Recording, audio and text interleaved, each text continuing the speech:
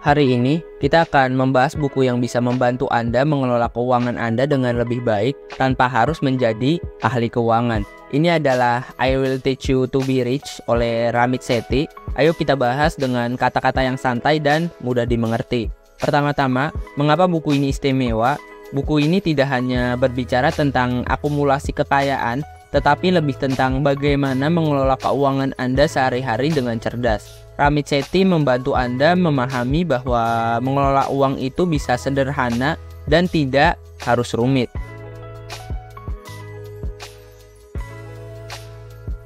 Konsep utama ini mengacu pada ide bahwa Anda dapat mengelola keuangan Anda dengan lebih baik dan lebih efisien. Ide dasarnya adalah mengatur sistem otomatis untuk mengelola uang Anda, sehingga Anda tidak perlu terus-menerus melakukan tindakan manual yang memakan waktu. Berikut adalah beberapa poin kunci dari konsep ini. Pertama, pembayaran tagihan otomatis.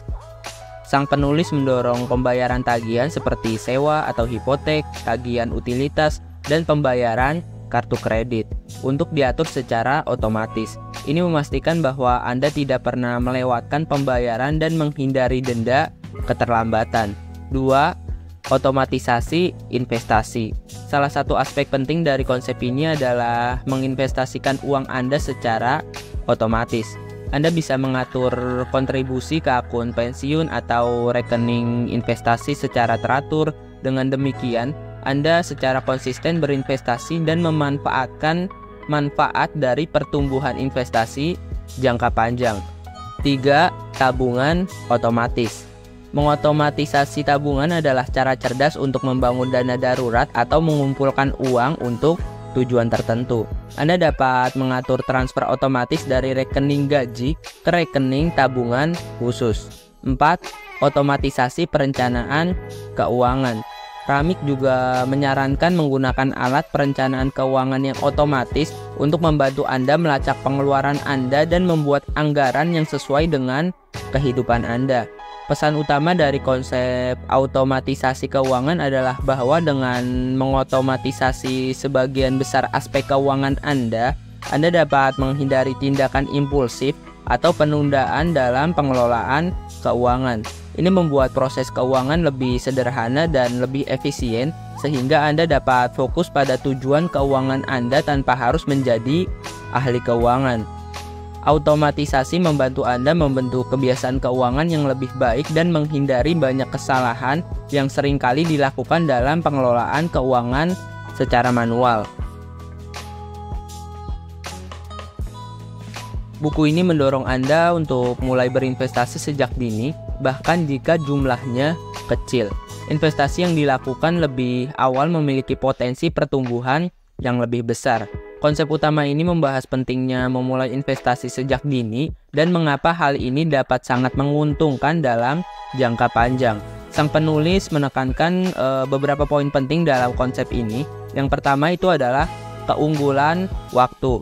Salah satu konsep utama dalam investasi adalah kekuatan waktu. Semakin awal Anda memulai berinvestasi, semakin lama uang Anda memiliki kesempatan untuk tumbuh. Ini karena keuntungan yang dihasilkan dari investasi cenderung mengalami pertumbuhan eksponensial seiring berjalannya waktu. 2. Efek compounding. Investasi awal memungkinkan Anda memanfaatkan efek compounding. Ini berarti bahwa keuntungan yang Anda hasilkan dari investasi awal juga akan menghasilkan keuntungan sendiri, sehingga uang Anda tumbuh lebih cepat dari waktu ke waktu. 3. Pengurangan resiko. Dengan berinvestasi sejak dini, Anda dapat merencanakan investasi jangka panjang yang memiliki resiko lebih rendah. Ini memungkinkan Anda mengatasi fluktuasi pasar yang normal dan meningkatkan potensi keuntungan Anda. 4. Menjadi investor yang cerdas.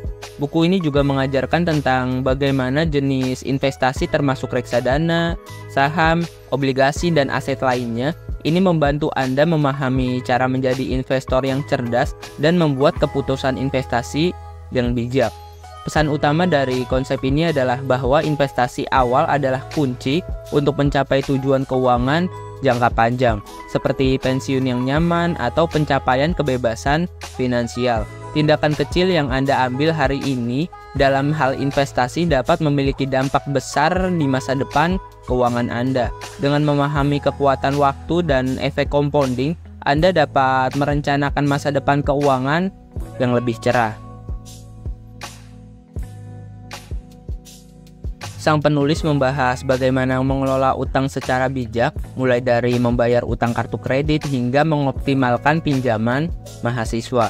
Konsep utama ini membahas bagaimana mengelola utang Anda dengan cerdas dan menghindari jebakan utang yang berlebihan. Berikut adalah beberapa poin utama dalam konsep ini. Pertama, prioritaskan utang dengan tingkat bunga yang lebih tinggi. Sang penulis menyarankan untuk memprioritaskan pembayaran utang yang memiliki tingkat bunga tertinggi terlebih dahulu. Ini karena utang dengan tingkat bunga tinggi dapat menghabiskan lebih banyak uang Anda dalam jangka panjang. 2. Pembayaran minimal yang cukup. Buku ini mengingatkan kita bahwa hanya membayar jumlah minimum pada kartu kredit tidak akan pernah mengurangi utang dengan cepat. Anda perlu membayar lebih dari itu untuk membuat kemajuan yang signifikan. 3. Negosiasi tingkat bunga. Sang penulis mengajarkan tentang pentingnya bernegosiasi dengan memberi pinjaman atau penyedia kartu kredit Anda untuk mendapatkan tingkat bunga yang lebih baik. Ini bisa menghemat banyak uang dalam jangka panjang. 4. Membuat rencana pelunasan utang. Sang penulis merinci bagaimana membuat rencana pelunasan utang yang efektif dan mengikuti rencana tersebut dengan konsisten. Pesan utama dari konsep ini adalah bahwa utang itu tidak selalu buruk, tetapi mengelolanya dengan bijak sangat penting. Buku ini juga menyoroti pentingnya berbicara terbuka tentang uang, termasuk dengan pasangan atau keluarga, untuk mencapai tujuan keuangan bersama. Konsep utama ini menyoroti pentingnya berbicara terbuka tentang uang, terutama dalam konteks hubungan pribadi Anda. Berikut beberapa poin utama dalam konsep ini. Pertama, komunikasi dalam hubungan. Sang penulis menekankan bahwa penting untuk berbicara terbuka tentang uang dengan pasangan atau anggota keluarga Anda. Ini mencangkup pembahasan tentang tujuan keuangan bersama, rencana pengeluaran Anda, dan mengambil keputusan keuangan bersama. 2. Mengatasi ketidaknyamanan. Buku ini mengakui bahwa banyak orang merasa tidak nyaman ketika berbicara tentang uang, namun sang penulis mengajarkan bagaimana mengatasi rasa malu atau ketidaknyamanan ini agar dapat lebih memiliki diskusi yang lebih produktif tentang uang. 3. Membuat kesepakatan keuangan. Anda dan pasangan dapat membuat kesepakatan keuangan yang mengatur peran masing-masing dalam pengelolaan keuangan, pembagian tanggung jawab, dan tujuan bersama. Ini membantu mencegah konflik yang mungkin timbul karena perbedaan pendekatan terhadap uang. 4. Pendidikan keuangan bersama. Buku ini juga menyarankan untuk mengambil pendidikan keuangan bersama-sama jika diperlukan. Ini dapat membantu Anda dan pasangan memiliki pemahaman yang lebih baik tentang manajemen uang dan membuat keputusan yang lebih cerdas. Pesan utama dari konsep ini adalah bahwa komunikasi terbuka tentang uang adalah kunci untuk hubungan keuangan yang lebih sehat dan harmonis. Dengan berbicara terbuka, Anda dapat menghindari konflik yang mungkin timbul akibat ketidaksetujuan tentang keuangan. Selain itu, Anda dapat bekerja bersama untuk mencapai tujuan keuangan bersama dengan lebih efektif. Apa yang bisa kita pelajari dari buku ini? Pertama, keuangan pribadi tidak perlu rumit.